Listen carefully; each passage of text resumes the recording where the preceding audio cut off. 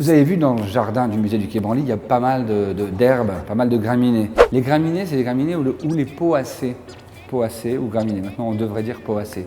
En fait, il y en a 50 000 espèces au monde. Ça va du gazon, hein, qu'on connaît tous, mais même les bambous. Et bien, moi, je vais vous donner mon top 5 de celles que j'apprécie le plus, que vous pouvez planter maintenant au printemps et qui seront au top de leur beauté à l'automne.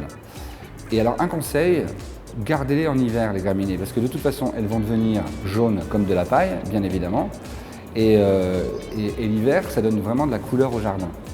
Donc on va commencer par la cordyline qui se trouve ici, qui n'est pas verte mais qui est rouge, et c'est assez intéressant parce que ça devient assez gros, et puis ça ajoute du rouge dans votre jardin. Ensuite, vous avez le carex. Alors le carex, il y en a beaucoup de différents, mais celui-ci, il est très beau parce qu'il a il est intéressant ce carex parce qu'il a une rayure blanche qui va venir éclairer un massif.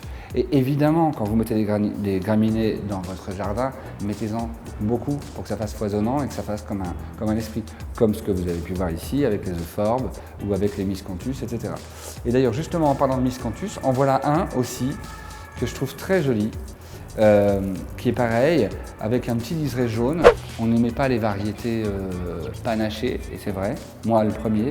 Et finalement, je m'y suis habitué, et notamment à l'ombre, parce que quand c'est panaché, ça aime souvent l'ombre. Et ça rajoute de la lumière. C'est plutôt pas mal.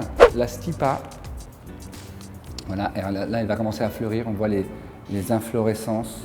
Hein, et là on voit vraiment que c'est une vraie graminée pour le coup. Et donc la stipa, celle-ci, c'est la ponytail. Et c'est très très beau. Quand vous en mettez en massif, ça devient gros, hein, ça fait 60 cm de large. Et un conseil, en hiver, coupez la motte en plusieurs et vous aurez comme ça plusieurs graminées. Et vous pouvez les replanter et, en les arrosant bien et ça vous fera des grands massifs de stipa. Parce que ça, avec le vent, ça marche, mais vous voyez déjà rien que de faire ça n'arrête pas de bouger. Et là, j'ai une petite fétuque. J'ai une petite fétuque à vous montrer. Alors ça, c'est assez joli parce que elle a 3 ou 4 couleurs. Elle est bleue, elle est vert, elle est vert acide.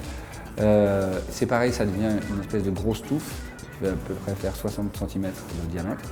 Mais c'est vraiment joli. Et puis, surtout, en fait, les graminées, l'intérêt, c'est vous les plantez, vous les oubliez, vous regardez comme elles sont belles à l'automne, vous scindez les mottes en plusieurs morceaux en hiver pour pouvoir replanter partout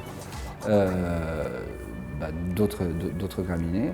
Et puis voilà, c'est tout ce qu'il y a à faire. C'est vraiment très simple. J'espère que vous avez aimé ce choix.